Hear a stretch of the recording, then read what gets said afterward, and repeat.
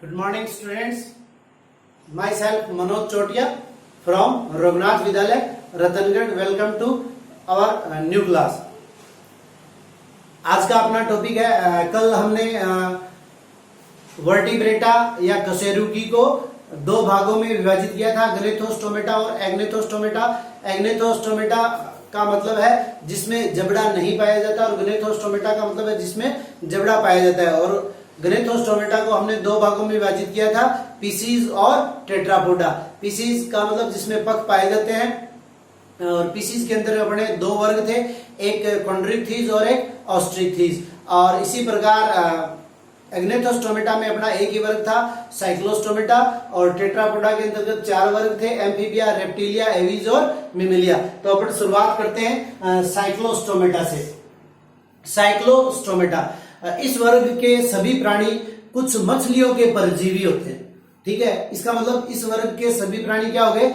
जलीय हो गए। जल के अंदर ये मछलियों के ऊपर परजीवी रूप में पाए जाते हैं। तो आप लोगों को मैंने बताया हुआ, परजीवी किसे कहते हैं? जो आवास एवं भोजन दोनों के लिए दूसरे जीवों के ऊपर निर्भर रहते हैं, उनको क्या कहते हैं? परजीवी। ठीक है, तो साइक्लोस्टोमेटा वर्ग के जितने भी सदस्य होते हैं या जितने भी जंतु होते हैं वो सारे के सारे मछली वर्ग के ऊपर परजीवी होते हैं। दूसरा, अगर इनके लक्षण की बात करें तो इनका शरीर जो है लंबा होता है। तीसरे लक्षण की बात करें तो श्वसन के लिए 6 से 15 क्लोम छिद्र इनके अंदर उपस्थित होते हैं। 6 से 15 क्लोम छिद्र उपस्थित होते हैं। और साइक्लोस्टोमेटा का अर्थ आप लोग जानते ही, एग्नेथोस्टोमेटा के अंतर्गत ही आता है। तो इसका मतलब इनके जबड़े नहीं पाए जाते। तो बिना जबड़ों के क्या होगा?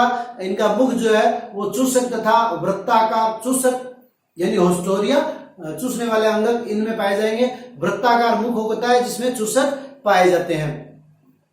अगले अगर लक्षण की बात करें तो शरीर में सल्क तथा युग्मित पंखों का अभाव होता है। सल्क का भी अभाव होता है। अपन जानते हैं कि मछलियों के ऊपर क्या पाए जाते हैं? विभिन्न प्रकार के सल्क पाए जाते हैं। और पेयर्ड यानी युग्मित पंख यानी गिल्स पाए जाते हैं।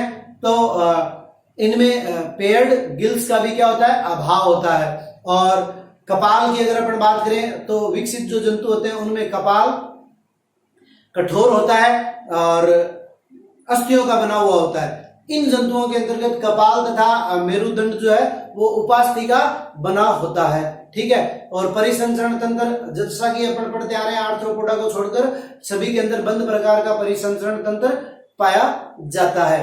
ठीक है, जनन इनके अंदर लैंगिक जनन होता है। लेकिन देखिए, जनन के अंतर्गत इनके अंदर बहुत अच्छी विशेषता है या यूनिक विशेषता अपनी हो गए जो याद रखने योग्य है, जिसके आधार पे हम इनको पहचान भी सकते हैं। ठीक है, ये अपन जानते हैं कि ज्यादातर ये क्या होते हैं? समुद्री होते हैं। ठीक है, अब समुद्र से ये जनन करने के लिए क्या करते हैं?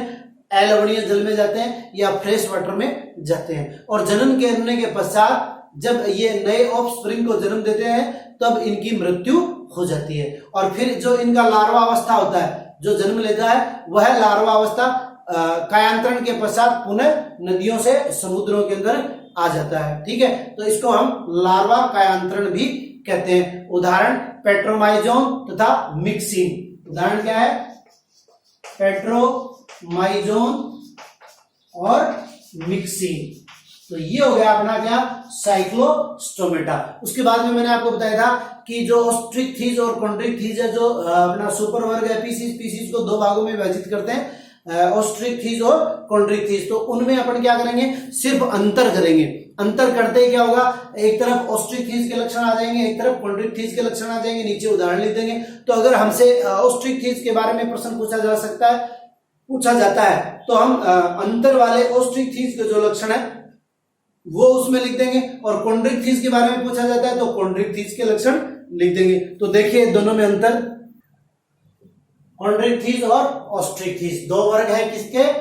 पीसीज वर्ग के। ठीक है, या महावर्ग पीसीज को दो उपवर्गों में कॉन्ड्रिक्थिस और ऑस्ट्रिक्थिस में विभाजित किया गया है। देखिए, सबसे पहला सभी प्राणी जो है इनके कॉन्ड्रिक्थिस के वो समुद्री होते हैं, जबकि अगर ऑस्ट्रिक्थिस की बात करें तो समुद्री और अलवणीय जल यानी फ्रेश वाटर दोनों प्रकार के जल में इनके सदस्य पाए जाते हैं। दूसरा अंतःकंकाल उपास्थि, यहाँ क्या कह देंगे अंतःकंकाल अस्थि। अर्थात अगर देखिए अपने को अगर इनके लक्षण लिखने होंगे तो किस प्रकार से लिखेंगे, कॉन्ड्रिक थीस के ये वाले जो पॉइंट लिखे हुए हैं वो सारे के सारे लिख देंगे। सबसे पहला सभी सदस्य समुद्री होते हैं, अंतःकंकाल उपास्थि का बना होता है, मुख अधर सतह पर स्थित होता है, क्लोम छिद्र अलग अलग ओपर्क्यूलम से ढके हुए नहीं होते, त्वचा पर प्लेकोइड सल्क पाए जाते हैं, तैरने के लिए वायुकोश अनुपस्थित होते हैं, वायुकोश अनुपस्थित होने के कारण इनमें उत्प्लावनता का गुण नहीं पाया जाता और इनको लगातार तैरते रहना पड़ता है। नर में मेथुनांग क्लेस्पर अंग पाया जाता है, क्लेस्पर नामक अंग पाया जाता है, इनमें निषेचन आंतरिक होता है, अधिकांश ये जरायुज होते हैं, उदाहरण स्कोलिडोन, व्हेल, शार्क। इसी प्रकार से इधर वाले लक्षण अगर ऑस्ट्रिच थीस के बारे में प्रश्न पूछा जाता है तो मैंने आपको बताया हुआ है कि अपने को अधिकतम 8 लक्षण पूछे जा सकते हैं, इससे ज्यादा नहीं पूछे जाएंगे। ठीक है, तो अंतर भी पूछा जा सकता है, अंतर पूछा जाएगा तो इस प्रकार से लिख देंगे और लक्षण पूछा जाएगा तो एक तरफ के एक तरफ दूसरी तरफ के दूसरी तरफ लिख देंगे। अब देखिए सभी प्राणी समुद्री और अलवणीय जल दोनों में पाए जाते हैं। अंतःकंकाल कॉन्ट्रिक थीस के अंदर उपास्थि का बना होता है, ऑस्ट्रिच थीस के अंदर अस्थि का बना होता है, मुख अधर सतह पर उपस्थित होता है, मुख अधिकांशतः पृष्ठ और अग्र सिरे के अंत में उपस्थित होता है। उसके बाद में चौथे अंतर की बात करें, क्लोम छिद्र अलग अलग, यानी ये जोड़ा बनाकर नहीं रहते, किसी भी स्थान के ऊपर पाए जा सकते हैं, जबकि ऑस्ट्रिच थीस में 4 जोड़ी क्लोम छिद्र उपस्थित होते हैं। और उपस्थित होने के साथ साथ यहाँ पर क्या है, एक आवरण इनके ऊपर पाया जाता है जिसको कहते हैं ओपर्क्यूलम, तो ये ओपर्क्यूलम से ढके हुए नहीं होते, जबकि यहाँ पर ऑस्ट्रिच थीस के अंदर ये ओपर्क्यूलम से ढके हुए होते हैं। उसके बाद में त्वचा पर आपने को पता है मछलियों के अंदर सल्क पाए जाते हैं, इसी कारण उन सल्कों के कारण ही क्या होता है वो जल के अंदर रह सकते हैं या अधिक समय तक तैर सकते हैं। अगर अपन अधिक समय तक तैरें या अपने हाथ को जल के अंदर भी छोड़ें तो क्या होगा, इसकी त्वचा जो है वो लसलसी होने लग जाएगी, एकदम से कोमल होने लग जाएगी और लंबे समय तक अगर जल में रखे तो क्या होगा, गलने भी लग जाएगी। लेकिन मछलियां जो कि अधिकांशतः क्या पूर्णतः जल में ही रहती है, लेकिन फिर भी उनके अंग जो है वो गलते नहीं या वो समाप्त नहीं होती, तो उसका कारण क्या है, उसका कारण यही है कि उनके ऊपर क्या पाए जाते हैं, सल्क पाए जाते हैं। अब ये सल्क किस प्रकार के होते हैं, चक्राभ होते हैं, रेखीय होते हैं, धारा रेखीय इनका शरीर होता है, दोनों का ही, ठीक है ना। तो उनकी प्रकृति के आधार पर सल्कों को 2 भागों में विभाजित किया गया है। जैसा कि अपन ने साइक्लोइड स्टोमेटा के अंतर्गत देखा था, उसके अंदर सल्क नहीं थे, तो यहाँ पर क्या है, त्वचा पर प्लेकोइड सल्क है और यहाँ पर साइक्लोइड या ट्यूनिकोइड भी इनको कहते हैं। इस प्रकार के सल्क ऑस्ट्रिच थीस में पाए जाते हैं। वायुकोश अनुपस्थित होता है, इनके अंदर वायुकोश उपस्थित होता है, तो इसके कारण ये क्या कर सकते हैं, काफी समय तक बिना टहले हुए एक स्थान पर स्थिर रह सकते हैं। और इसमें मैंने आपको अभी बताया था, नर में मेथुनांग क्लेस्पर नामक मेथुनांग पाया जाता है, इसमें यह ऑस्ट्रिच थीस में अनुपस्थित होता है। कॉन्ड्रिक थीस में निषेचन जो आंतरिक होता है, ऑस्ट्रिच थीस में निषेचन बाह्य होता है। ये इनके अधिकांश जो नए सदस्यों का जन्म होता है वो जरायुज प्रकार के होते हैं, जबकि यहाँ पर क्या है, अंड प्रजक होते हैं। उदाहरणों की बात करें, स्कोलिडोन जिसको कुत्ता मछली भी कहते हैं, व्हेल शार्क कॉन्ड्रिक थीस के उदाहरण है, जबकि ऑस्ट्रिच थीस के रोहू, कतला, हिप्पोकैम्पस और एक्जोसिटस। तो ये हमारा पीसीज वर्ग आज यहाँ समाप्त होता है। उसके पश्चात अपना बचता है टेट्रापोडा, और टेट्रापोडा को आप लोगों को पता है 4 भागों में विभाजित किया है।